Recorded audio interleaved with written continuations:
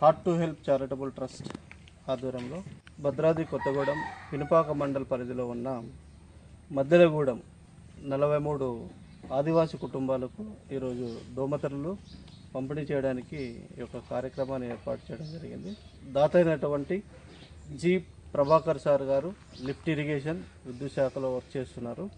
మరియు పి వెంకటలక్ష్మి గారు assistant engineer విద్యుత్ శాఖలో వర్క్ చేస్తున్నారు. ప్రభాకర్ సార్ మరియు పెరుమల వెంకటలక్ష్మి మేడం గారి సహకారంతో ఈరోజు ఈ ఆదివాసీ 43 కుటుంబాలకు ఈరోజు ఈ దోమతెరలు పంపిణీ చేయడానికి మనం ఈ యొక్క కార్యక్రమాన్ని చేస్తున్నాము.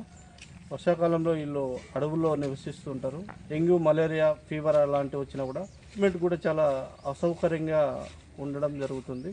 సో అలాంటి వారికి 6x6 దోమతెరలు ఒక భార్యాభర్తలకి పిల్లలకి సరిపడే విధంగా ఈ దోమతెరలు చాలా ఒక కవచంలాగా ఒక ఫ్యామిలీకి భరోసాగా ఉంటుంది.